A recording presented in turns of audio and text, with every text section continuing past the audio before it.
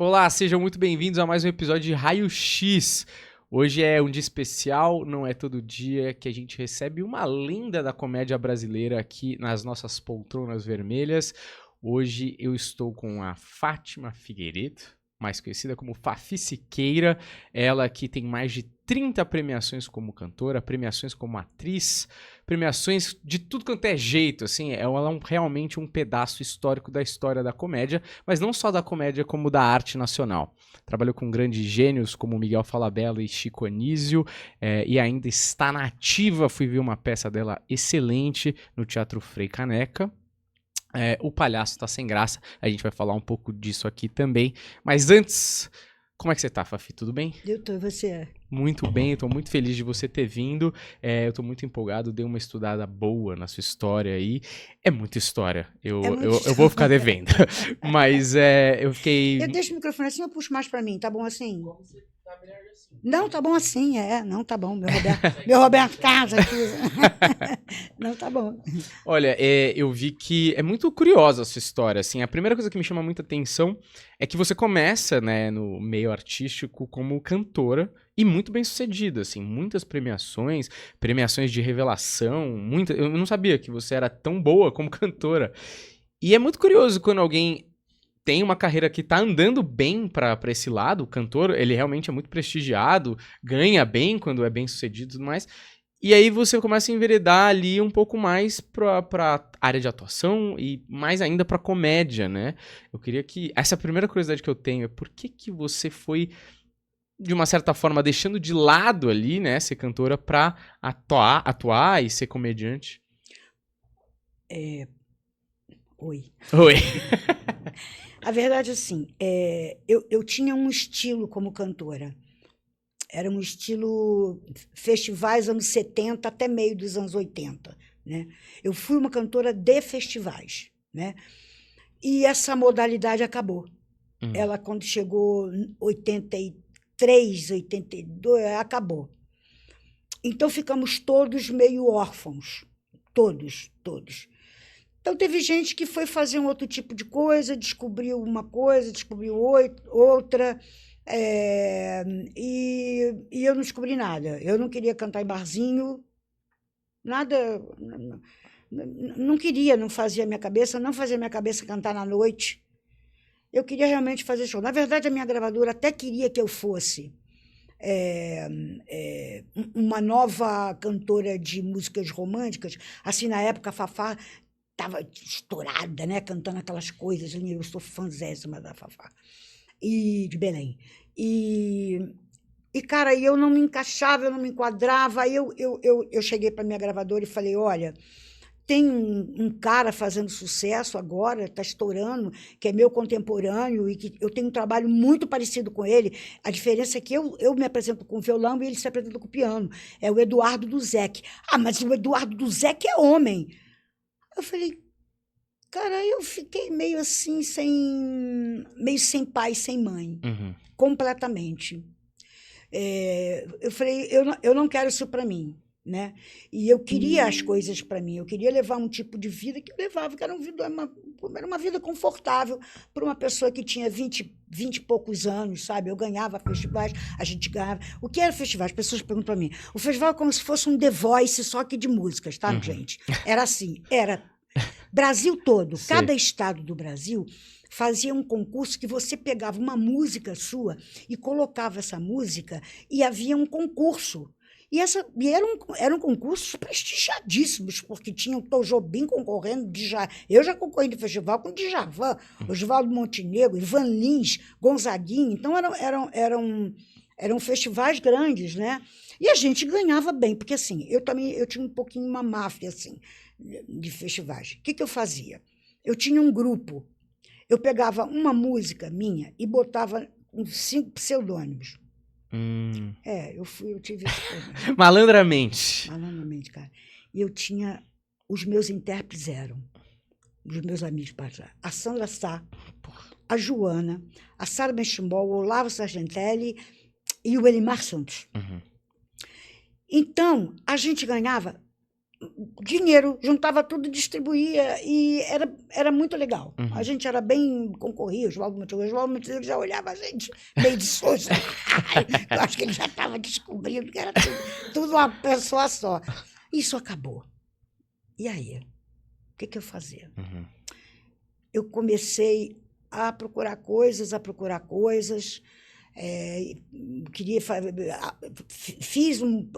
fiz um vestibular para comunicação, que eu ia fazer publicidade, eu gostava muito de publicidade, até passei, depois a faculdade passou para, como se fosse aqui, para Guarulhos, eu falei, eu não vou para Guarulhos, não vou, e aí eu comecei a andar com atores, eu comecei a namorar um cara que era produtor de uma peça, Goethe.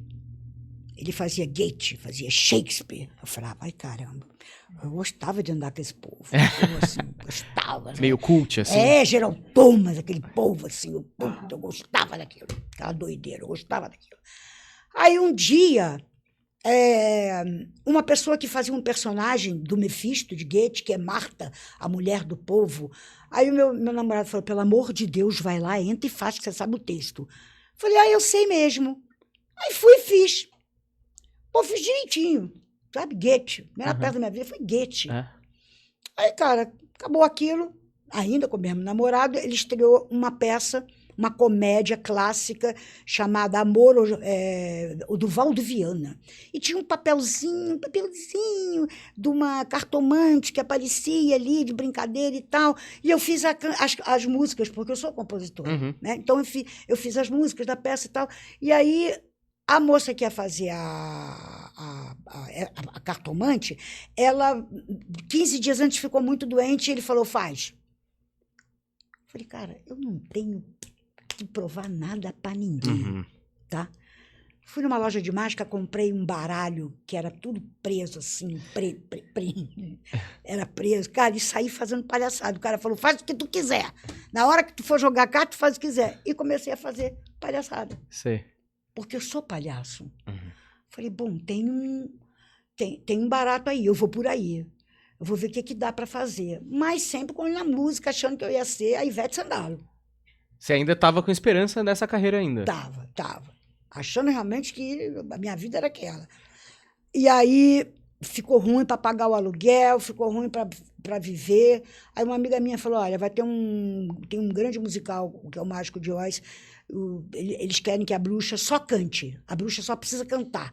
Tem que cantar uns 3 rock and roll lá, vim com o maiô cavado, porra, bonitona, os cabelos aqui, mano, espernão, eu tenho espernão, ainda segura. Mano, eu cheguei rasgando, só tinha que cantar de tarde, né? Puta, lotado, produção mega. Wolf Maia foi assistir, coincidentemente, porque ele fazia um show em seguida de Tânia Alves. Quando acabou, ele falou, quero você na minha novela. Eu falei, mãe, eu não sou atriz. Não, você vai fazer minha novela. A novela, você vai fazer uma fofoqueira chamada Fifi. Eu falei, cara, quer saber? Eu não tenho compromisso. Aí comecei a estudar uma coisa ou outra, comecei a estudar essa coisa do humor, porque tem isso também.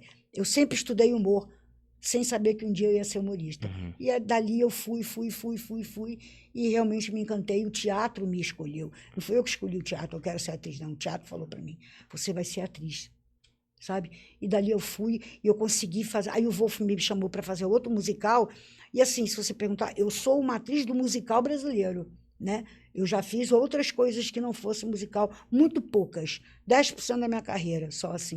O resto tudo eu consegui conciliar, graças a Deus. Eu sou uma pessoa de muita sorte, eu sou muito abençoada, porque eu vivo, eu me sustento bem, eu tenho conforto, eu estou com 70 anos, não tenho problema de etarismo, porque eu acho que são poucas velhas que sabem cantar, sabem sapatear, sabem fazer, e não tem vergonha de fazer o que eu faço, não tem medo de fazer o que eu faço. Então, assim, o teatro, ele tem esse de bom, ele sempre tem um papel para as pessoas mais velhas, né? Então, eu me dei bem, eu sou uma pessoa abençoada. Eu acho que humilde, eu diria, porque você é extremamente multifacetada, você é uma artista, assim, que brilhou em várias áreas, é dificílimo brilhar em uma. Você foi lá e brilhou em várias. E você tem composições famosas, você foi cantora premiada, você foi atriz premiada, você é comediante, você tá nativa ainda hoje, assim, você poderia falar, puta, encheu o saco, né? Puta, Não, saco. não. Mas aí o que eu queria te perguntar, eu queria voltar um pouco no tempo e ir lá pra Tijuca. Isso, 50, 60, anos isso, 50, 60. 70. Não, ali 70 é o começo da sua carreira, né? É, Eu queria um pouco antes a até. 60. 60 ali, né? 60, Eu queria. Presão. Eu queria saber. Pré-adolescente, assim. Mas não era chata, não. Eu queria saber. Porque você claramente tem uma veia artística muito forte. Independente da arte que você selecione, você tem uma veia artística muito forte. Queria entender um pouco da sua infância e adolescência, como foi essa relação com seus pais e se a arte estava ali permeando de alguma maneira a sua juventude ou não. Como que se dá esse florescer artístico na sua vida? A minha família, eu sou filha de imigrantes portugueses que vieram para cá aos poucos e eram bastante unidos e muito festeiros, né?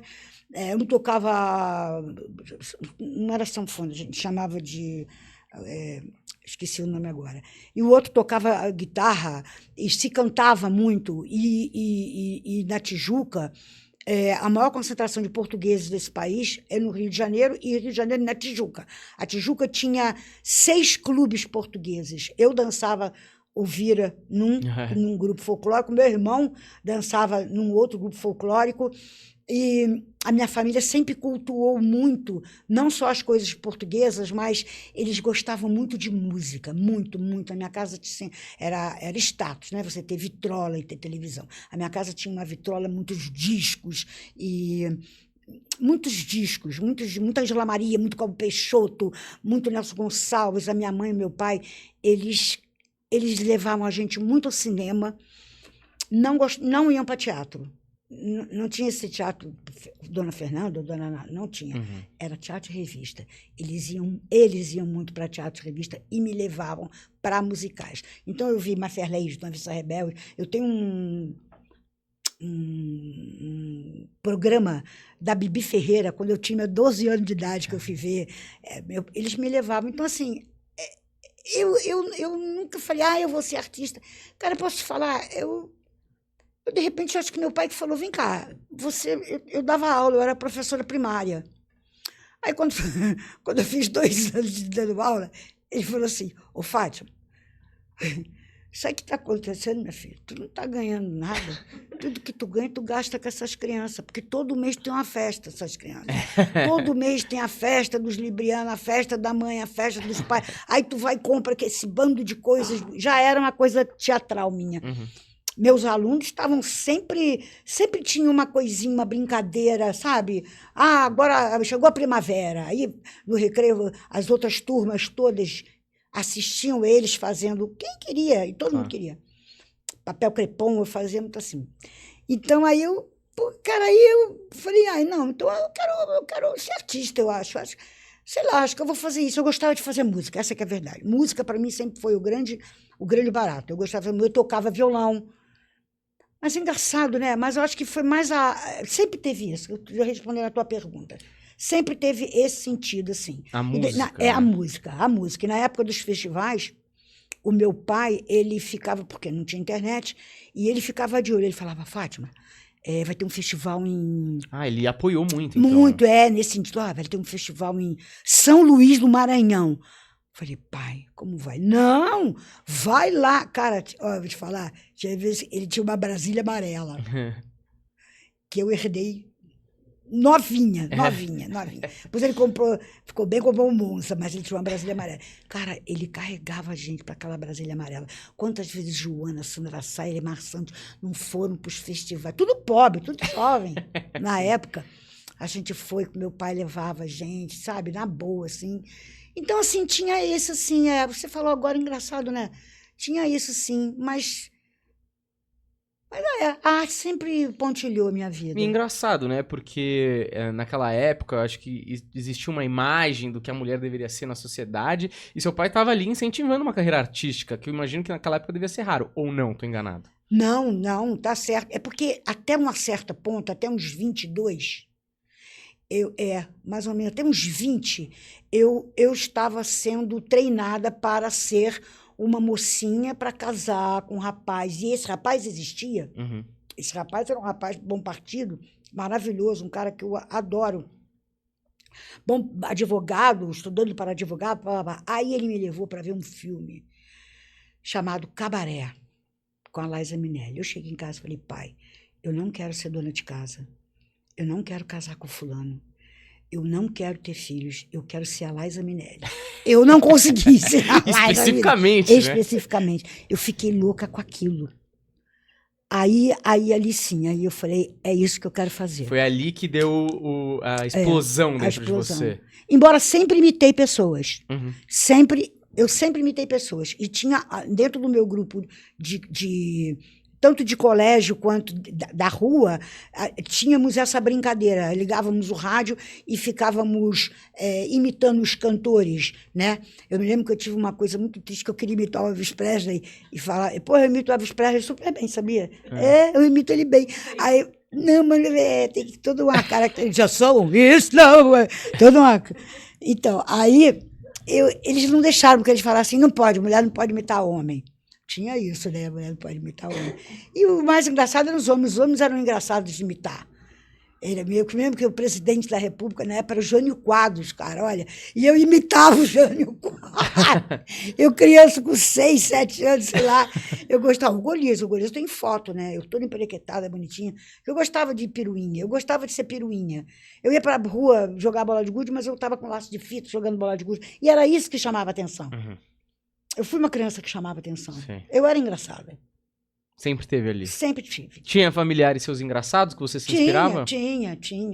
Minha tia, eu faço minha avó, minha tia.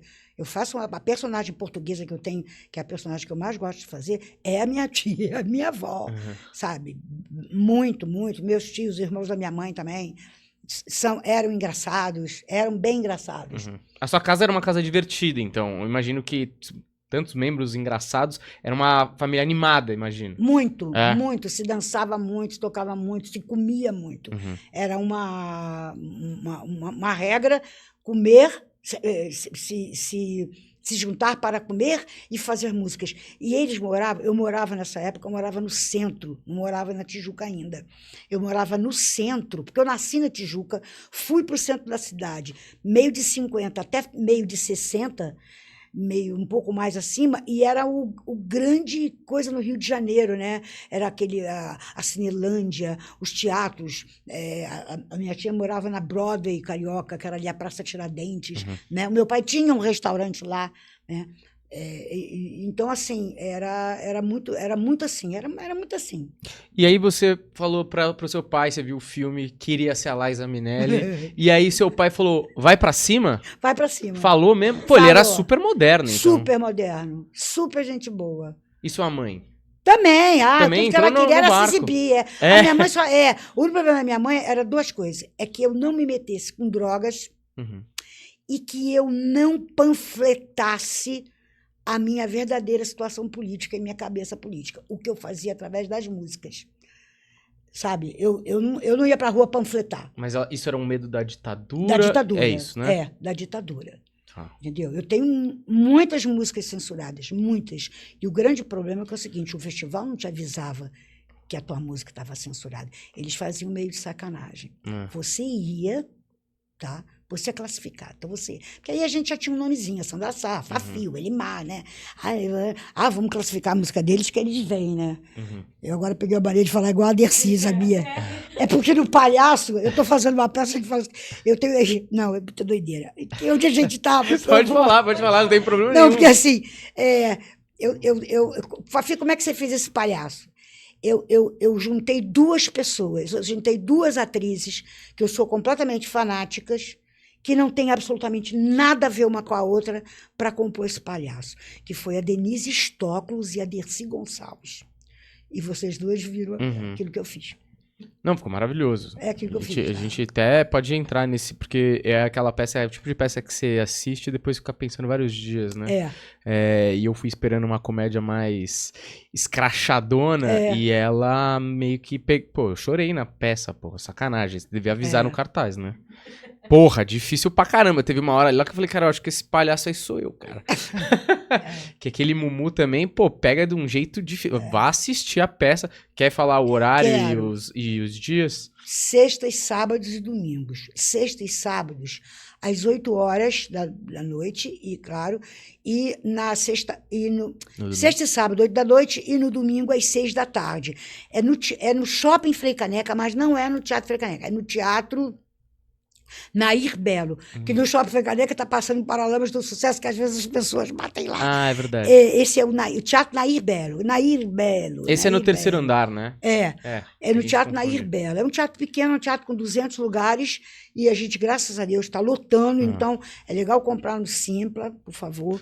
Sempre tem uma promoção, gente, sempre tem uma promoção. Não, dá um jeito e vai lá que vale muito a pena. Eu digo que, na verdade, eu digo isso. Eu acho que essa peça é um show. É um show com músicas, com números de circo, com dançarinos, com atores. E, assim, é um show com uma história. É uma história muito, muito bonita, muito comovente, né? Me comoveu por isso. Eu, quando aceitei fazer, eu olhei e falei assim, mas... eu aceitei porque eu tinha que fazer as pessoas chorarem. Eu tinha que fazer as pessoas chorarem. E é uma história muito parecida com a minha, entre aspas, no sentido de que a palhaça que eu faço, ela foi uma criança difícil, uma criança maltratada, então não deixavam ela chorar. Então ela descobriu, através do riso, que ela conseguia fazer as pessoas rirem. Então, já que ela não podia chorar, ela ia fazer as cantoras rirem, e isso foi a grande descoberta da vida dela. Eu fico emocionada quando eu falo. Porque, assim, a vida da Fafi, ela queria ser uma cantora. Ela queria ser uma cantora. E as amigas dela foram, né? A Sandra Sá é uma cantora de sucesso, canta 20 músicas e os 20 são sucesso. A Joana é uma cantora de sucesso, canta 20 músicas, é tudo de sucesso. A Fafi ficou sem saber o que fazer. Sabe por quê? Porque ela tinha que ser humorista. É uma missão dela. Sabe? O humor é a minha religião. Ah, tá sempre de bom humor. Não, não é isso. Não é isso. O humor, para mim, é uma coisa que Deus falou. Faça isso. Você vai fazer isso. Essa é a sua vida. Tá na sua genética, né? Tá na minha genética. Eu sempre falo isso. Tem gente, a gente passa por vários humoristas, sou humorista também, e a gente conhece muita gente querendo fazer humor, e você sabe diferenciar quem é humorista, porque ele pode ser engenheiro, mas aquela pessoa no gene, ele precisa ser humorista, porque aquilo é dele, ele vive aquilo. Você vai ser engraçado onde quer que você esteja. Independente se está trabalhando ou não, é uma necessidade colocar aquilo pra fora. E às vezes o cara quer ser famoso, você vê também. Quando o cara é um comediante que tá ali com você, você fala, cara, esse cara não... Ele tá fazendo isso, é um meio para um fim. E ser comediante é o fim em si. Porque você é aquilo exala, e dá pra ver. Você conhece, a gente conhece as pessoas. E aí uma coisa que eu queria te perguntar sobre a peça, ela tem um certo ar, e você me corrija se você achar que eu não estou correto aqui, mas um certo ar de melancolia. Que é, às vezes a gente é humorista e a gente não tá se sentindo engraçado. Ou a vida não tá tão engraçada pra você ter aquela energia. Mas aí a gente tem que dar um jeito. O show vai ser daqui 20 minutos, cara. Aqui que você tá aí no canto. Você acendeu a luz, passou a cortina, você tem que se virar. E aí eu queria que você fizesse um paralelo. Se você acha... Porque dizem muito isso, né? O palhaço é triste. Ou tem um lado do palhaço um pouco mais sombrio, no sentido de... Ou você acha que realmente quem é comediante tem um lado... que pra sanar aquela melancolia ou aquela parte mais obscura do seu ser, usa da comédia pra amenizar aquele lado, ou não tem nada a ver. Ou essa parte do palhaço triste é muito mais por uma beleza de contraste entre a risada e a tristeza, e ser uma coisa mais poética, e aí fica marcado desse jeito. Ou você acha que não? Não, acho que fica marcado porque o palhaço... ele tem obrigatoriamente, quando a gente fala palhaço, que tem que ser sempre engraçado, né? E aí é o que você falou, e eu falo no texto, eu falo, a gente carrega na cara a cor do riso, mas às vezes por dentro a gente está carregando um abismo. Mas você falou uma outra coisa super bonita, que é exatamente o seguinte, a gente utiliza desse humor para como qualquer ser humano, né? Que está deprimido, que está mal, que não está legal. Eu utilizo.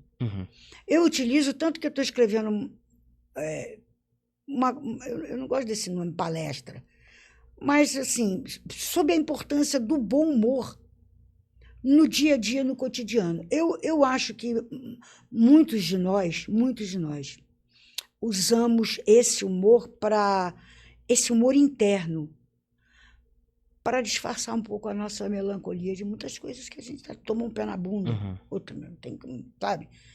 Estava louco para fazer aquilo ali. Aquilo ali é meu. O cara já falou para mim, sabe? Já passei por isso, várias vezes. O produtor de elenco falou, é teu. Quem vai fazer o Dot Hotman é você.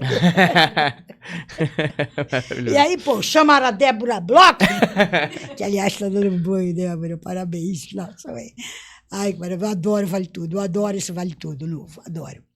E aí acho que a gente usa disso, a gente usa disso que Deus deu pra gente, cara. Porque é o que você falou. A gente tem... eu falo isso na peça também. Porque, às vezes, o palhaço, tá? Ele é menosprezado. Eu fiz também um show com o Chico Anísio, que essa era uma parte minha melancólica. Ele passava essa parte para mim. Eu perguntava, quem é palhaço aí? Levanta o braço! Ninguém levanta, né? Porque você xinga as pessoas. Palhaço! Isso é uma palhaçada! Tá pensando que eu sou palhaço? Ui! Aí o palhaço fala, peraí, mas não é bem assim. Então, esse nosso desígnio que Deus deu pra gente de ser palhaço, você, somos palhaços, né? Eu acho que a gente disfarça um pouco a gente mesmo, a alma da gente, com esse nosso dom, essa nossa virtude, sabe? Porque tem... Aí fala assim, mas... Não, tem uma lenda também que todo humorista é mal-humorado. Não, muitos famosésimos mestres que eu tive oportunidade, nunca vi ninguém mal-humorado, graças a Deus, nenhum deles eu vi mal-humorado. Mas são famosos, todo mundo sabe que eu não vou falar. E não tem um só que eu falei que eu não gostava dele, saiu na internet inteira, eu não gostava do Costinha, achava ele chato, não gostava da brincadeira dele, mas não gostava do Costinha. Ai, Fafi Siqueira disse que não gostava disso aqui, não gostava mesmo. Mas, sabe... Eu acho que a gente se utiliza disso, sim. E você, eu imagino que deva ter tido um corte de cordão umbilical, vamos dizer, de você falar, cara, legal, quis ser cantora por muito tempo, mas eu vou sair do armário aqui, vou ser comediante e vou assumir esse papel de fazer rir, essa missão agora é minha e eu vou aqui nesse caminho. E abrir mão da outra carreira. Assim, você não chegou a abrir mão completamente, né? Não, abri sim. Abri sim. Você está falando da cantora, né? Porque você compõe ainda mais pra frente, assim, quer dizer, a musicalidade ainda tava lá. Sim, sim. Acabei de ganhar um violão do Danilo de Moura. Danilo de Moura foi o cara que fez, junto com o Abravanel, o Tim Maia, que foi um sucesso, E o Abravanel, maravilhoso. Mas o Danilo é o Tim Maia, o Zéfiros da nossa... Ele está na minha peça, ele é aquele negão que canta pra caramba, que entende tudo, que equaliza o nosso som. Que timing que ele tem, né? Que timing, Nossa Senhora. Então, ele... O que eu tava falando? A gente tava falando do corte de cordão umbilical, de você largar a musicalidade e se assumir comediante de uma vez. Não, porque aí muita gente fala, não, Fafi, mas você não tem vontade de gravar? Eu digo, gente, mas agora eu nem sei, é para tocar onde? Vai tocar onde que toca? Porque a menina gravava um disco, gravava um CD. E eu, de uma certa forma, eu gravei muita coisa, para mim. Muita coisa, eu tenho muita coisa, Fafi, cantando, gravada em casa. Uma coisa mais de expressão, mais do que vender, né? Mais do que O Chico Anísio, Ele tinha isso. Ele fez um trabalho muito grande com a minha parceira de música, a Sara Benchimol. O Chico ele fez 15 boleros. 15 boleros maravilhosos. E a Sara é muito moderna, muito João Bosco. Aí produziu para ele, contratou alguns, ele pagou, contratou alguns cantores cariocas, sabe, bons da noite, de bar, e ele fez para bel prazer dele. Sim. Eu fiz isso também, de uma certa forma. Sim. Mas assim, eu fiz uma música chamada Respeito o Meu Cabelo, para Sandra Sá cantar, comemorando 50 anos de carreira dela, e veio a pandemia. Aí ela falou, não, Farofa, canta você. Cara, eu fui lá no estúdio, botei voz, mas não acho que a Fafi Siqueira seja aquela cantora igual a Fafá para só ser uma cantora, sabe? Ou a Joana, ou a própria Sandra. Bem que a Sandra tá mandando bem como atriz, hein? Uhum. Indiquei ela pra fazer um filme, ela fez bem a beça. Fez Mãe da Nega Lee. Sei. Pô, mandou legal, minha comadre. Então, assim, isso que você falou, eu meio que, eu me dedico ao humor, viu? Uhum. Não, eu me dedico. Claro, pô. Eu conheço pessoal jovem, eu gosto das pessoas jovens, gosto assim, um pouco assim, avessa stand-up, mas é porque tem uns muito chatos. Uhum. Eu acho que assim, 70% é chato, que aproveita, quer ser famoso, acha que qualquer coisa, que ele conta piada na esquina, aí ele vai lá e vai com aquela sandália suja, aquela calça rasgada, aquela camiseta, sabe, embeiçado, sabe, sujo, pagando cofrinho com aquele boné horrível. Bicho, conta, não, porque aí o meu pau é grande. Aí todo mundo mordia. O meu pau é pequeno. Aí todo mundo mordia. Eu falei assim, gente, eu tenho problema, porque nem pau eu tenho. Então, quer dizer, eu já levo desvantagem. Mas o resto todo eu me dedico ao humor. Eu gosto de humor. E você trabalhou com gigantes. E estudo. E tem que estudar. É uma... Sem querer fazer trocadilho, nada, mas é uma profissão séria no final do dia, É uma profissão né? séria. Lá na peça que vocês viram, tem momentos ali que eu falo assim, a Fernanda, minha esposa, que é produtora, ela é produtora da peça, ela fala assim, gente, a Fafi é um menu, porque ela vai fazer assim, esse momento aqui é Lúcio Mauro, esse momento aqui. E eu te falo até os momentos, o palhaço, eu falo assim, a gente é palhaço, a gente depende da reação dos outros para poder sobreviver. Ele fala, não é assim não, eu falo, é assim. Isso é Lúcio Mauro. Isso eu fui estudar. Eu falei, peraí, o Lúcio Mauro faz isso, então eu vou fazer também. A Marília Pêra faz isso. Então eu vou... Cara, aí tu vai criando o teu próprio... Mas tem que estudar, gente. Mas você, peraí, isso é muito interessante, assim, nunca tinha pensado nisso. Você, então, vamos lá, quando você vai decupar a peça e você vai fazer seu processo criativo, você enxerga no texto piadas ou momentos ali que você fala, isso aqui tem uma referência direta ao Lúcio Mauro. Então eu vou usar um pouco da persona Lúcio Mauro em determinada época, em determinada peça, ou em determinado quadro, e vou pensar aqui que eu sou mais Lúcio Mauro, porque a entrega dessa piada é mais Lúcio Mauro do que, sei lá, Chico Anísio, vamos supor.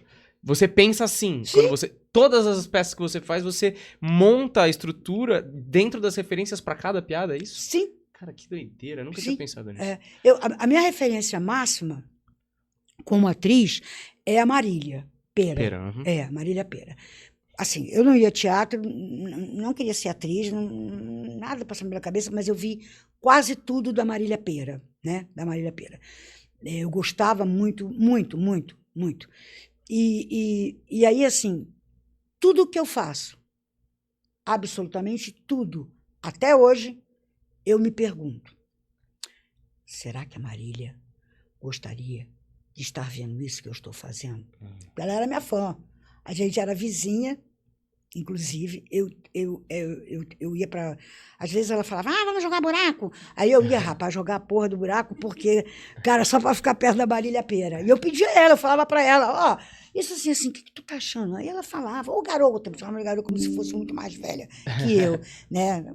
Sei lá, uns 13 anos mais, tudo bem, eu sou uma geração antes dela.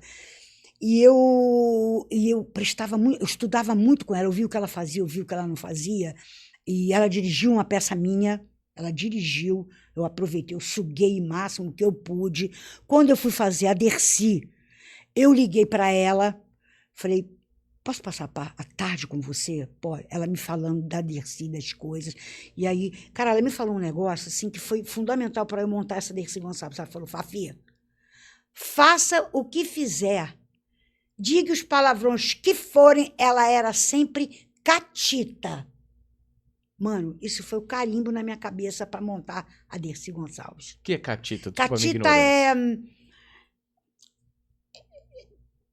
feminina, do jeito dela. Ela era feminina do jeito dela, a Dercy. Tá? Ela tinha... aquela esculhambação dela era uma coisa... catita é difícil de... É a palavra, é catita. Ela era catita. Ela era catita. Não soava agressivo. Ela não soava... É isso. Mesmo que ela mandasse você... Não soava agressivo, soava engraçado. Uhum. Soava engraçado. Não é todo mundo que mandava...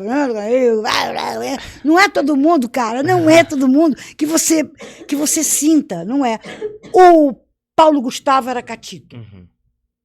Porque ele era um humor mal-humorado, né? Ele era humor... Eu 3 meses, eu fiz um programa com ele chamado A Vila. A Vila. Uhum. Que aí eu fui fazer uma participação, ele falou, já está no comando geral do programa. Diretora, quero Fafi Siqueira na próxima temporada. E acabou, e ninguém falava nada. Cara, aí eu falava, gente, mas vocês improvisam muito, gente, olha só, o texto não é mais, ninguém tá falando o texto que eu decorei. Faz o que você quiser. Imagina, a Catiúcia, que eu amo, que eu digo que é minha filha, a Lolô, BRC e ele. E aí eu falava, gente, olha só, gente, vamos falar o texto? E o Ataíde Arco-Verde, vamos falar o texto do jeito que é? Não, improvisa, fala o que você quiser. Para mim é a pior coisa que tem. Fala o que você quiser e faz o que você quiser. Eu sou bem dirigível. Sei. Você prefere até? Eu sou o inverso da Dercy. Bem, eu acho que você se vira bem no improviso, não? Sim, mas eu não gosto que seja uma obrigatoriedade. Entendi. Tem que vir. Entendi. É. Deixa eu te fazer uma pergunta que eu ia abordar um pouco mais pra frente, mas eu tô muito curioso. É uma baita responsabilidade você fazer o papel da Dercy Gonçalves, que com certeza é um dos maiores ícones do humor, mas assim... o maior, né? Talvez o maior, né? Inclusive eu tava vendo uns pedaços do stand-up dela ali, maravilhoso. Ela realmente tinha um time, um negócio absurdo, a entrevista, tudo tinha uma autenticidade, uma espontaneidade que eu imagino que deva ter uma dificuldade gigantesca pra você atingir, pra você acessar aquela energia. Eu acho que você foi muito bem escolhida pro papel, acho que tem... Ela que escolheu. Foi ela mesmo? É. Como que foi Eu essa perguntei história? também, aí ela falou pra mim, porque você é a única que não me imita. Tu é os cornos do Ronald Golias. Tua mãe deve ter dado aquela xereca dela pro Golias. Que maravilhoso. Mas ela falou pra você, então. Cara, mas tá gravado no gravador do celular de 1930 do Nilson Raman, que na época era o produtor que ia fazer a minha peça e a peça dela, né? Ele era produtor da Bibi Ferreira, Sei. Ele foi produtor. E aí ela fez um pedido pro produtor falando de você. Falando de mim, pedindo pra mim. Puta, aí acho que aumenta mais ainda a responsabilidade, né? Mas assim, eu tinha Dercy na veia, porque o meu pai e a minha mãe eram fãs da Dercy. Eu não. Pra você ter uma ideia que nível, o meu pai tinha o restaurante que eu te falei na Praça Tiradentes, e não tinha negócio de apoio, nem de parceria. Não existia isso, negócio de apoio, que o cara vai lá, faz uma propaganda do restaurante e dá. Não tinha isso. Mas o meu pai dizia o seguinte, ele tinha era um galeto, na verdade era um restaurante que era uma coisa de galeto. E aí ele falava, olha, a dona Dercy tá vindo aqui, que agora ela já está com uma peça aqui, e aí ela vai vir aqui todos os dias para jantar. Nada a cobrar dela. Ela come aqui o quanto que quiser e o quanto que fizer. E a Dercy gostava. Imagina, meu pai. Então era Dercy, sempre era a dona Dercy. Eu cheguei a vê-la umas 2 vezes criancinha. Assim, eu, sei lá, com uns 10 anos, sei lá, e tal. E Dercy. Mas eu cresci com essa história de Dercy ser uma pessoa que não deixava ninguém dirigir. A minha família, embora uma família muito assim, minha mãe toda, adorava ver Dercy falando palavrão. O meu pai e a minha mãe, eles adoravam, eles viam o show dela, porque ela dava ingresso. Meu pai, 2 vezes, 3 vezes, eles, sabe? Então eu cresci com aquilo, mas eu não era fã da Dercy. Sim. Não era fã da Dercy. Eu não tomava a Dercy como referência. Aliás, vou ser muito sincera, eu nem gostava, exatamente por ser ela indisciplinada e não ser dirigível, ou só fazer o que ela queria. Claro que eu cuspi no prato que depois eu viria a comer. Quando aconteceu isso, o Marcos Montenegro, que é meu empresário até hoje, e na época com o Nilson Raman, eles falaram, Fafi, vem para o Rio de Janeiro porque essa mulher quer você. Cara, aí quando foi em 2007, eu passei um mês aqui no Rio de Janeiro, saindo quase todos os dias com a Dercy. Até no bingo eu levei ela, ainda mesmo? Antes dela. E aí aí foi Marília Pêra. Assim, aí íamos montar uma peça antes da TV Globo. Maria Adelaide Amaral escreveu uma peça para eu fazer sobre a Dercy. Uhum. E uma peça que ia ser Maria Adelaide Amaral escrevendo, Marília Pêra dirigindo e a Fafi Siqueira fazendo sobre as bênçãos do Dercy. A gente não conseguiu patrocínio. Ninguém quis botar dinheiro. Eu escutei de uma grande firma de farmácia. Do dono eu escutei o seguinte, não quero minha marca ligada a essa senhora. Não, a gente não quer Dercy Gonçalves. Que absurdo. Obrigada. Não, a gente não quer Dercy Gonçalves. E na época eu gastei uma grana, porque eu mandei fazer, uma publicitária frustrada, eu mandei fazer uma caixa que parecia um livro dourado que você abria, explodia um negócio assim de Dercy Gonçalves, da minha vida, ligada com Marília Pêra. Ninguém quis dar um tostão. Murchamos. Uhum. Maria Adelaide, inconformada, que era amiga de Dercy, foi na TV Globo e vendeu para a TV Globo. A TV Globo, na hora, falou, queremos.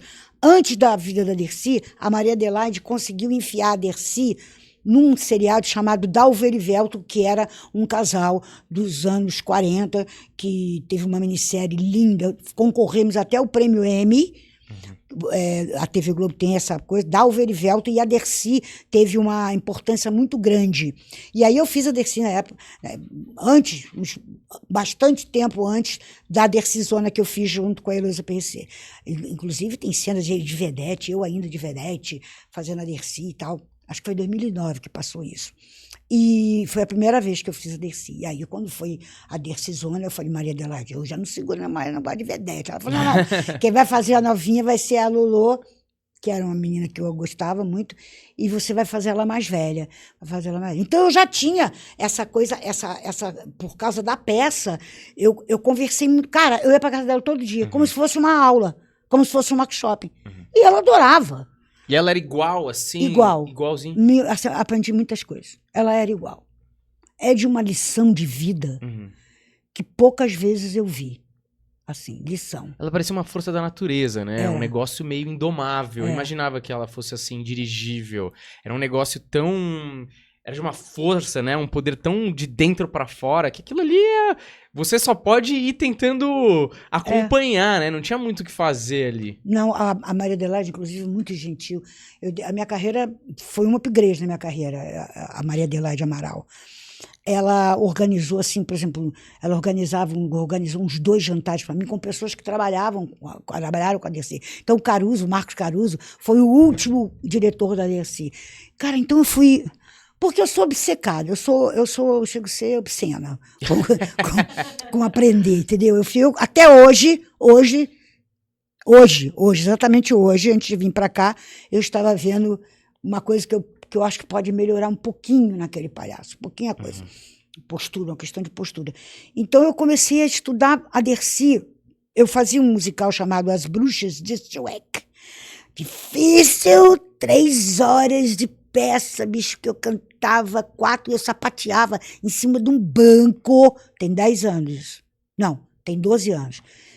Foi quando eu fui chamada para fazer essa Dercy. Eu falei, ai, caramba, o que eu vou fazer? Se eu não estava no palco, eu estava com um fone de ouvido, escutando uns CDs que ela lançou, Dercy de cabo a rabo, E vídeos dela, inclusive o Boni tinha uns vídeos dela que mandou fazer uns discos, eu peguei, ou eu estava vendo a Dercy, ou eu estava escutando a Dercy. Aí eu pedi à produção para me levar em Madalena. Mas você não tem cena em Madalena, mas me leva. Eles me levaram. Quando chegou a Madalena, eu fui lá na prefeitura, eu pedi para abrir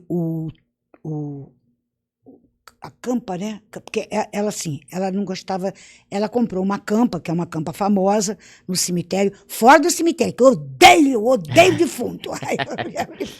Então, tem o cemitério aqui, e fora do cemitério tem uma pirâmide de cristal, onde ela foi enterrada. Ninguém pode abrir. Eu fui na prefeitura, né? Pô, a produção foi comigo, pedi, pô, será que você podia. Antes fomos no museu, chegamos no museu dela. Eu comecei a chorar. Tá tudo fotografado, filmado. Chorar. Eu não consegui nem tirar fotos legais. E, cara, não sei, me deu uma coisa assim. Eu não sei, não foi chato, foi triste. Eu falei, então agora tá bom, me leva lá no cemitério. Pô, vamos pedir pra prefeitura, a prefeitura para abrir o negócio lá da pirâmide dela. Cara, abriu a pirâmide, eu me deitei em cima da campa da mulher. Tive um acesso de gargalhada. Fiquei deitada, a campa aqui. Você tá pegando aqui? Pega aqui.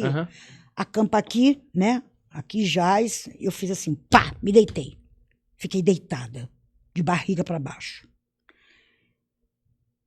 Aí virei a Dercy.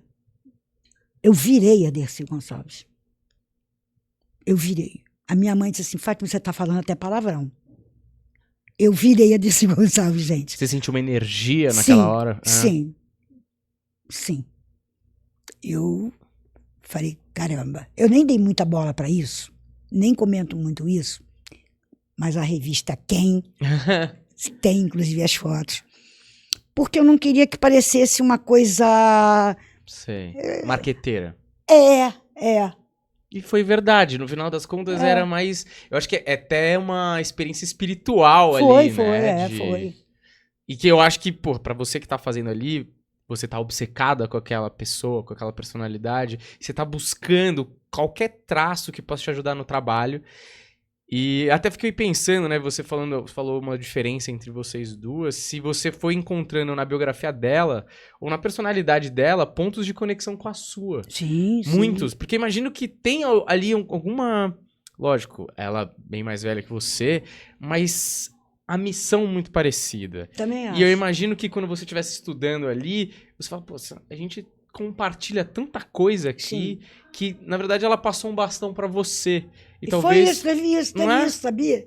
Teve essa história dela... Eu confesso a você que eu poderia ter usado muito esse marketing. Que engraçado, eu não quis. Eu não quis. Sim. Teve isso, teve reportagem na Caras, sabe? Eu segurei, eu freiei um pouco isso. Por quê? Não sei. Mas teve isso. Eu sinto, sabe o quê? O que eu mais me liga a ela é uma coisa chamada coragem. Sabe? Coragem. Porque ela era muito corajosa. Eu sou muito corajosa. Tanto para minha arte como para a vida de dia a dia mesmo, né? De coisa. E ela foi uma mulher muito corajosa. Eu tenho muitos exemplos com ela. Eu aprendi muito com ela. Muito. E engraçado, e assim, vou até te falar, assim, eu em 2000, qualquer coisa agora há pouco tempo, eu fui procurada pelo Kiko Rieser, que é um diretor muito premiado e talentosíssimo, que falou, Fifi, eu queria escrever um monólogo para você fazer sobre a Dercy. Falei, poxa, bicho, tá bom. Mas não tinha texto ainda. Aí concorremos a um edital, ganhamos o edital. Aí ele me mostrou o texto. Eu falei, não, mas não é isso. Era uma personagem que era assim.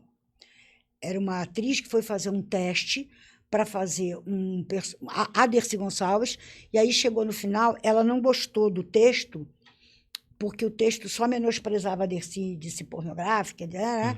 E ela não... A ideia é bacana pra caramba. E aí ela falava, ela retrucava isso. Eu falei, cara, eu não sei o que aconteceu. Eu falei, eu não quero fazer. Não fiz. E isso está sendo feito brilhantemente por uma das maiores nossas, chamada Grace Januca. Ela está fazendo. Esse título é meu, inclusive. Nasci para ser Dercy. Ela está fazendo. Eu acho que eu acho que aí você vem essa coisa da espiritualidade, sabe? Eu não sei, eu não senti isso, eu não senti essa vontade. E acho que isso é uma coisa que nos liga, né? Só vamos fazer aquilo que nos dá tesão de fazer. Ela trabalhava muito com tesão, né? Eu trabalho muito com tesão. Uma vez eu falei uma frase que foi um trabalho de final de ano de uma faculdade da Andréa Veiga, até de comunicação do Rio de Janeiro. Eu falo, gente, gargalhada para mim é orgasmo.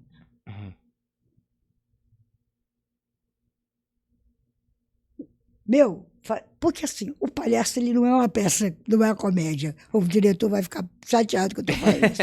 Mas eu não acho que seja uma comédia. Eu não acho, particularmente. Né? Então, assim, eu não vou esperando aquele riso que normalmente eu arranco. Não vou esperando isso. E aí eu aprendi isso com ela, aprendi isso com a Dercy. Eu tenho isso com a Dercy. E eu me utilizei. Eu sempre faço o possível para não imitar ela. Ela nunca foi uma referência minha de trabalho. Nunca foi. Nunca foi. O Golias sempre foi porque eu pareço com o Golias, né? Eu pareço com ele. Depois eu vou falar dos meus ciúmes. Eu pareço com o Golias. Eu tenho da família dele a última roupa que ele usou na última... mentira. Eu tenho o boné e a camisa que a filha dele foi pessoalmente me dar. Você enquadrou isso? Sim, claro. Tá na sua casa? Tá na minha casa. Maravilhoso Falei isso, pra mim, não lava isso, que saiu o suor do Ronald Golias. Que tá sujo o boné. E aí a mulher dele, a Lúcia e a Paula, que eu acho que não está mais entre a gente, a Paula, ela falou, o meu pai vai se manter vivo no seu rosto. Os netos também acham isso, sabe? Cara, não tem contestação, eu pareço com ele. E eu faço coisas que, por exemplo, eu já tive um diretor que fala, Fafi, você está imitando o Golias? E eu, brava, porque eu sou brava, eu sou muito respeitosa. Eu falei assim, eu não estou imitando o Golias, eu sou o Golias. Aí o elenco todo calou a boca, ficou quieto, entendeu? Porque eu sou, é inerente a mim fazer o que ele faz, né? Mas nesse show, nesse palhaço, eu tenho consciência de que eu estou fazendo a Dercy com um trabalho de corpo da Denise Stoklos, que não tem absolutamente nada a ver, que é uma atriz circunspecta, que eu não era atriz ainda, eu ainda queria ser a Liza Minnelli, e aí eu fui ver a Denise Stoklos, falei, ai meu Deus, eu queria que essa mulher me ensinasse alguma coisa, eu já queria, sabe, eu queria aprender, aí quando eu resolvi que eu queria entrar para o negócio de teatro, eu fui aprender. Cheguei aqui em São Paulo querendo fazer aula com a Miriam Muniz. Aí tu me fala, a Miriam Muniz é uma coisa cabecésima aqui de São Paulo, né? Porque aqui em São Paulo tem um teatro respeitado, né? Um teatro cabeça. Eu chamo de teatro cabeça, né? A Bujanra também. Aí fui lá no Abujanra. A Bujanra falou, Siqueira, eu vou fazer o quê com você? Falei, não, eu vim aqui para fazer seu curso. Que seu curso? Meus alunos vão ver você aqui, vai querer... Fafi, Siqueira, porra, acorda. Eu me senti completamente rejeitada, entendeu? Antunes. Fafi, Antunes não dá mais aula, Fafi. Falei, tá bom, então. Tudo bem. Mas eu acho que você construiu o seu próprio caminho, talvez, foi. Agora deixa eu te perguntar uma curiosidade aqui de comediante. Você trabalhou com, só monumentos, inclusive. Só monumentos. Você é um deles. Não. Não, mas é assim. Eu sei que comediante odeia receber elogio, mas tô nem aí. Vocês têm que eu aprender... recebi um outro dia que eu gostei. É? A dama do humor brasileiro. É isso. Nossa, eu me senti... Quem que... A Natália Timberman. Ah, é? Porra, maravilhoso, tá certíssima. Eu acho que o comediante, principalmente, precisa começar a aprender a receber elogio e ser colocado em pedestais. Porque eu já entrevistei muitos. É verdade. E aí fica, não, cacete, porra. Porra, aceita, trabalhou pra cacete pra isso. Vamos colocar ali o nosso altarzinho dos grandes, pô. E aí eu queria te perguntar, quem você trabalhou que eu acho que eu sei a resposta, mas eu quero saber. Quem que você trabalhou que foi a pessoa, o comediante mais engraçado que você já trabalhou? Pessoalmente, claro, né? Pra você. Pessoalmente, É, que você pra disse? você. Ah, tá. Que eu trabalhei? Cara, foram tantos, sabia? O mais engraçado foi o Golias. Eu imagino. Foi o mais engraçado. Mesma resposta do Carlos Alberto de Nóbrega. Ele falou isso? Falou. Ah, então vou falar dos meus ciúmes. Fala. Os dois melhores imitadores para mim atualmente é o Rogério Cáceres. Ah, Rodrigo Cáceres. Isso. Rodrigo Cáceres. O Velasque também, o Rafa Velaz. E o Ed Mota. Mas ontem fizeram aquela... Eu estava na pizzaria, tinha acabado a peça, eu estava na pizzaria vendo. Eu queria que todo mundo calasse a boca, ninguém calava a boca. E eu querendo ver o que eu só via a imagem, né? A homenagem que o Luciano Huck. Luciano Huck é o filho da Ana Hickman. O Luciano fez para o Carlos Alberto, super válido, super legal, merecimento mesmo. O Carlos Alberto merece muitas coisas. O Carlos Alberto ele é muito ciumento, ele é muito ciumento, e eu de uma certa forma eu entendi um pouco os ciúmes dele, né? Na época que eu fazia praça, eu passei 3 anos fazendo a praça, 3 anos fazendo a praça. E eu queria fazer dramaturgia. Então, várias vezes eu fui à dramaturgia do SBT e eu era sempre assim, não, mas sei que. Eu falava, gente, mas por que esse papel é minha cara? Vocês não vão me chamar por quê? Passaram-se os anos e aí eu soube, olha, a gente, por uma questão de hierarquia, a gente não podia trazer ninguém da praça para fazer dramaturgia, né? O Carlos Alberto não ia deixar de jeito nenhum. Eu falei, tá bom, tudo bem. Aí fiquei quieta, não falei nada. Aí fiquei quieta, tudo bem. Mas aí chegou uma hora determinada que eu atendi a um pedido pessoal do Chico Anísio. Falei, quer saber? Eu vou embora então, vou para a Globo. Sim, porque o Chico Anísio para mim, se você vier para a escolinha, eu deixo você fazer o que você quiser. Fiz muito, você decide. Fiz muito dramaturgia da Globo, novela e tal, na escolinha. Aí fui para a escolinha. Houve uma reação. Nunca nada, sempre me tratou muito bem, o Carlos Alberto Nóbrega. Mas ele me deu uma cancelada. Ele nunca abriu a boca para dizer que a Fafi Siqueira trabalhou na praça. Eu sei o peso que eu tive na praça. A praça, na época, era o patinho feio da televisão, porque a moda era TV Pirata, Cacete Planeta, e a praça era assim. Eu ganhei 3 prêmios muito importantes para a praça na época. Prêmio Qualitá, Prêmio Críticos Brasileiros e o Troféu Imprensa, que na época todo mundo queria ganhar o Troféu Imprensa. Então, eu falei, cara, o velho ficou com ciúmes. Mas, cara, fiquei chateada com ele. Não, eu acho que tudo que ele fez foi super válido. Ele é um grande roteirista, um dos melhores que a televisão brasileira já teve. Muito bem. Está ele lá sentado, também um puxão de orelha na produção do Luciano Huck. Aí apareceu o Moacir, que é outro Santíssima Trindade para mim. Apareceu o Moacir, apareceu o Ed imitando a velha surda, apareceu não sei o quê. Eu só estava vendo, tá, gente? Eu não estava ouvindo. De repente, eu vi a sombra de uma pessoa de boné tentando imitar o Ronald Golias. Falei, bicho, quem tinha que estar ali era eu. Eu não sei se aquilo foi ao vivo, não. Mas a melhor imitação do Ronald Golias, quem faz sou eu. Era o Cáceres. Era. Nem apareceu ele de cara. Não mostrar só a silhueta. Só mostrar a silhueta. Aí o Carlos Alberto vira sensacional. A melhor imitação do Golias que eu tô. Bicho, o meu ciúmes. O meu ciúmes, bicho, foi na África do Sul e voltou. Que ele falou ontem?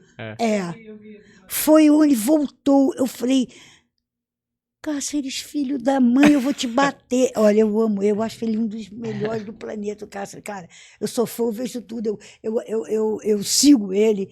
Infelizmente, eu não consegui ver um show dele gentilíssimo. Ele falou, vou mandar um Uber te pegar. E eu sempre tinha alguma coisa para fazer. Sim, imagina se eu ia querer ver um show desse garoto, sabe? E aí eu falei, pô, cara, fiquei com muito ciúme de vocês. Quem tinha que estar lá era eu. Porque aquilo não foi nada para ele, entendeu?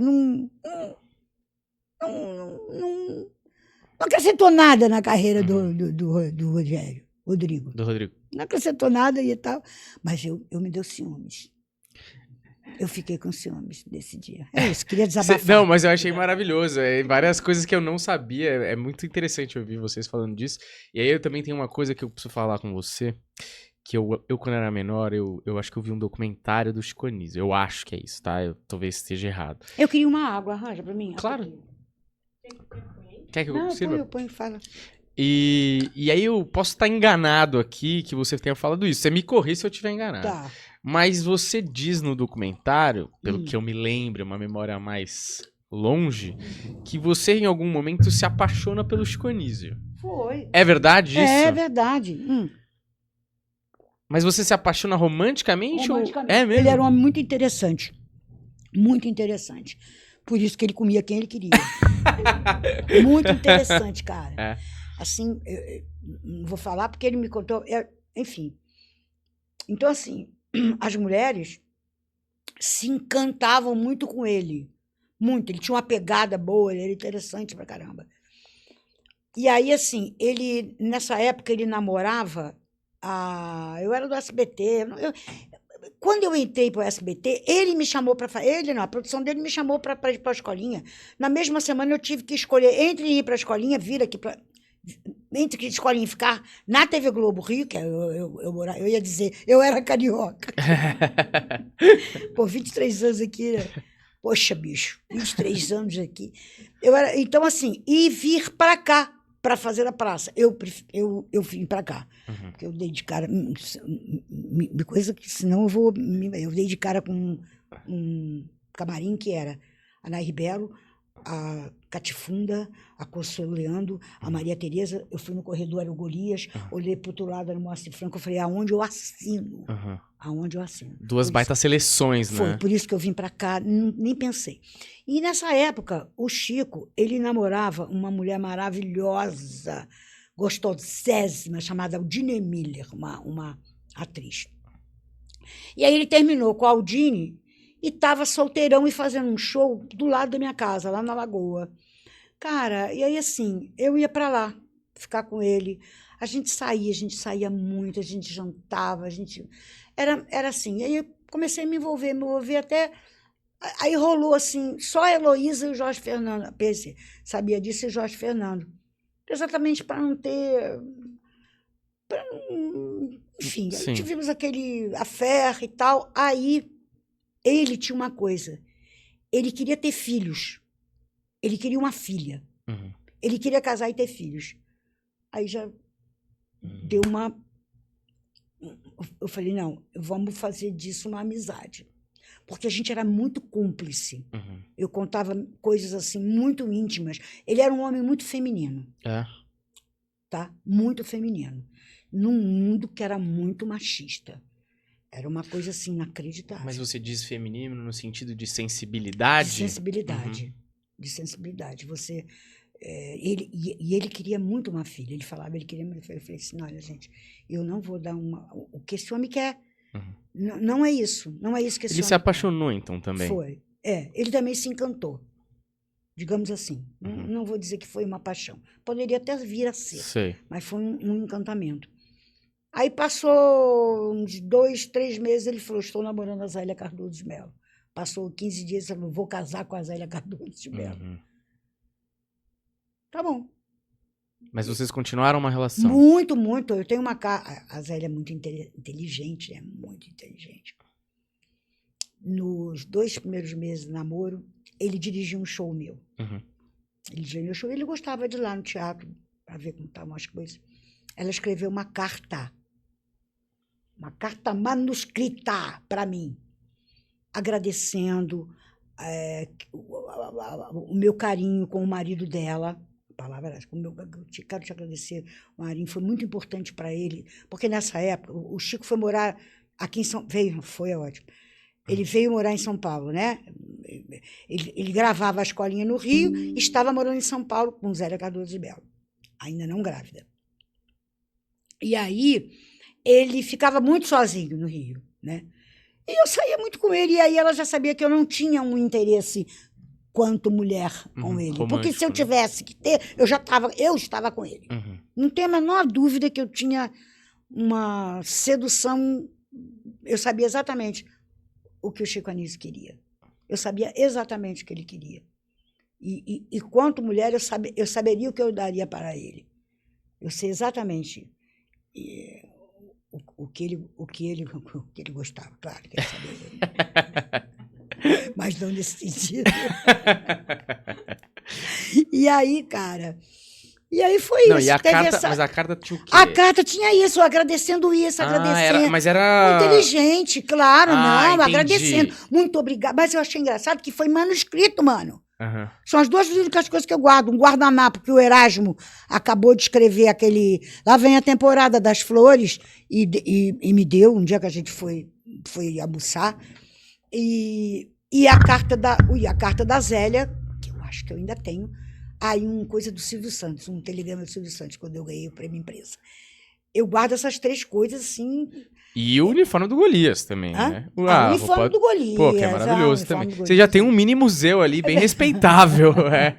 Eu tô até inveja o seu museu, parabéns. Cara, essa coisa do Erasmo, quando eu ainda era cantora, eu gravei um LP, eu gravei vários compactos, e gravei um LP. E esse LP, eu queria que o Erasmo fosse produtor. E aí a gravadora promoveu no Chico's Bar, que era um bar carésimo do Rio de Janeiro. A gente foi para chamar o Erasmo, aí ele falou: Fafi, eu não tenho competência para isso, não. Eu falei: poxa, não. Ele falou: não tenho. Mas, ó, você vê o amor que eu tenho pelo seu trabalho, por você, a gente está se conhecendo hoje. Eu acabei de fazer uma música. Só me dá um guardanapo?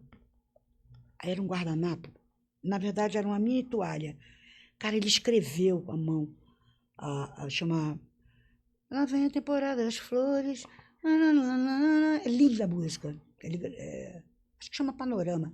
E ele escreveu aquilo tudo, eu tenho aquilo, claro. Né? Eu falei: caramba, gente, é o Erasmo Carlos. Era o Erasmo Carlos para mim. Aí sim, tem umas coisas da Dercy também. Tem? Tem.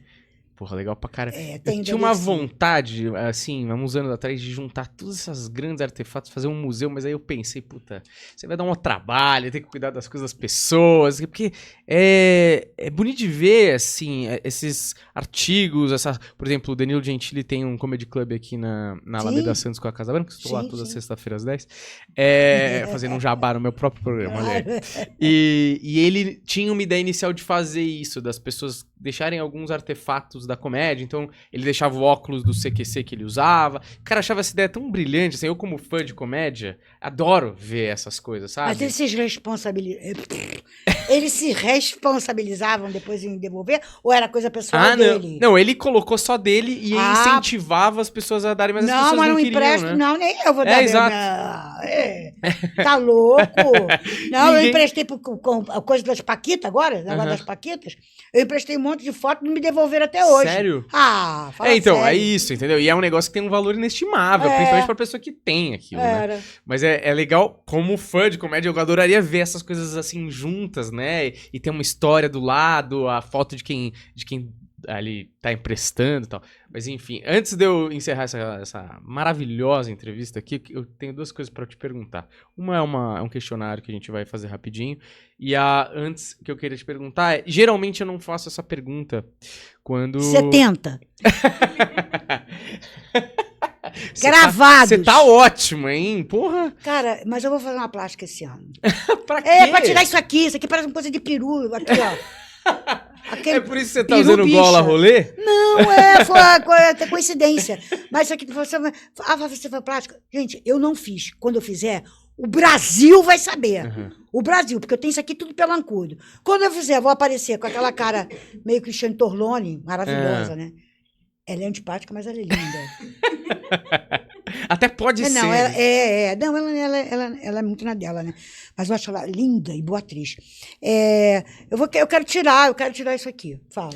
Não, eu não, geralmente não pergunto isso, mas eu acho que você, pô, enfrentou tantas décadas de trabalho no show business, assim, eu acho que vale a pena perguntar se você sentiu alguma coisa por ser mulher, assim, ou se foi uma coisa meio, teve, mas isso aí foi superado, ou não, como que você sentiu conforme as décadas foram passando de trabalho, se isso sentiu mudança, ou a Fafi virou um nome tão grande que isso foi deixado de lado, como que você sentiu essa... Não, eu acho que agora foi deixar de lado, mas eu já padeci muito. Primeiro, quando eu entrei no humor, eu percebi que você ou tinha que ser a gostosa ou tinha que ser a feia.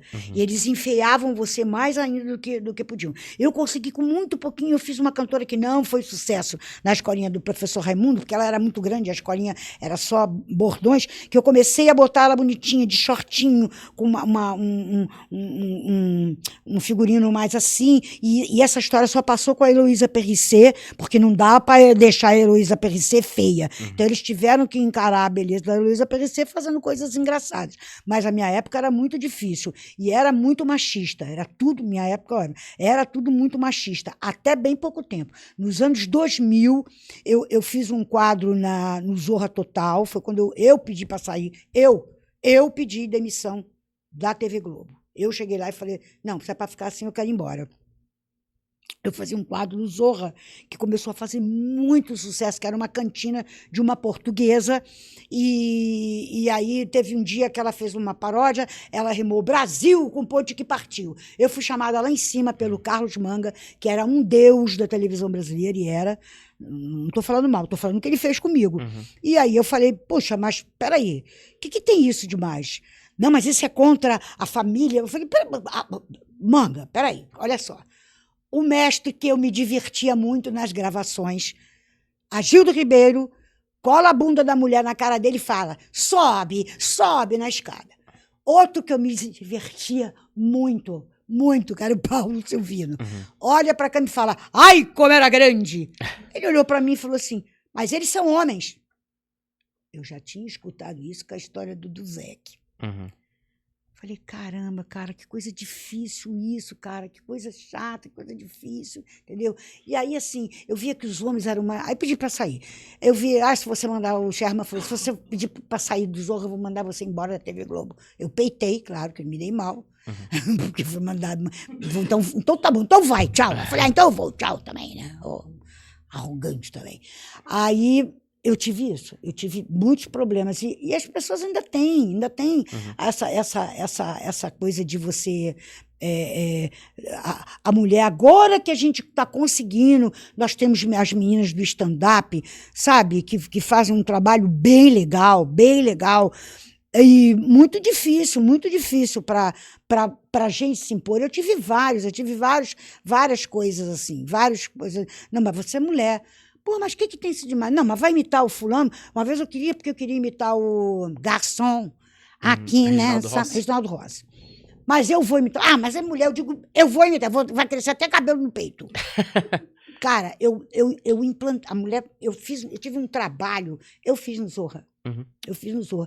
E há uma coisa assim, os homens fazerem, as mulheres, tudo bem. Agora, as mulheres, tanto que não tem. Tem a menina Cevada, que faz na praça, que eu sou fanzésima, e tem uma das minhas comediantes favoritas, que é a Samantha Schmutz, que faz o Juninho Bill. Mas, no entanto, os homens que fazem as mulheres são vastíssimos, né?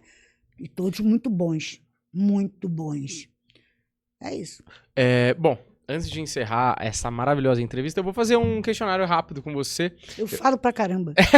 Eu vou fazer uma pergunta, geralmente essas perguntas têm uma resposta de uma palavra só, mas se você quiser se estender e explicar, você fica à vontade também, completamente livre, tá? Primeira pergunta que eu quero te fazer é uma palavra que você ama. Sensacional. Boa. Uma palavra que você odeia. Culpa. Cara, que rápido, é o mais rápido de todos aqui. Uma coisa que te empolga. Humor. Uma coisa que te dá uma brochada. Injustiça. Uma coisa... o seu palavrão favorito. Puta que o pariu! Maravilhoso. Peraí que eu me perdi até aqui. Ah, lembrei. Um som ou um barulho que você ama? Olha, eu gosto muito de barulho de água. Uhum. Eu gosto do barulho da água. Gosto muito do barulho da água. Um som ou um barulho que você odeia? Ah, britadeira. Eu odeio britadeira. Essa eu não tenho nas outras que eu faço em entrevista, mas eu fiquei curioso. Você olhando pra trás, qual foi o seu maior ato de coragem? Não querer ser uma cantora sertaneja nos anos 70, porque eu tinha que mudar para Curitiba e cantar sertanejo na época. Uhum. Depois Você eu também decidiu não ir. não ir. Foi seu maior ato de coragem na Foi meu vida. maior ato de coragem. Não, eu não vou. Eu vou continuar dentro do Rio de Janeiro querendo fazer. Ah, sei lá o que eu queria fazer. Na época você ainda estava meio indecisa, imagina. Tava. Ah. Anos 70. Né?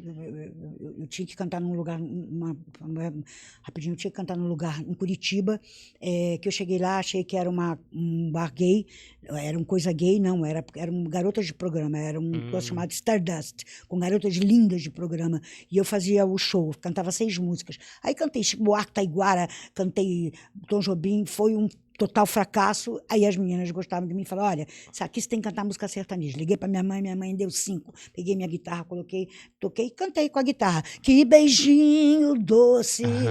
Então não foi o Chitãozinho Chororó. E aí o cara esquece o Rio de Janeiro, tá lá. Eu falei: não é a minha. Cara, porque olha, tava tudo, parecia um beat. Sabe, essa coisa de jogo que as pessoas falam, deixei de ganhar 65 milhões para não ser garota propaganda da aposta. Eu não quis ser a Roberta Miranda da época. Sei. E 74. Você desistiu meio que sem ter plano, que eu acho que é mais corajoso ainda, né? Sem ter plano. Agora a última pergunta do nosso questionário é, o dia que você chegar, supostamente... A ser a Liza Minnelli? Supostamente, imaginando que isso aconteça, que seja assim, que você chegasse nos portões perolados do céu, o que você gostaria de ouvir quando você chegasse? Ah, queria ouvir Maria de Nazaré. Fafi, tô aqui, vim te pegar.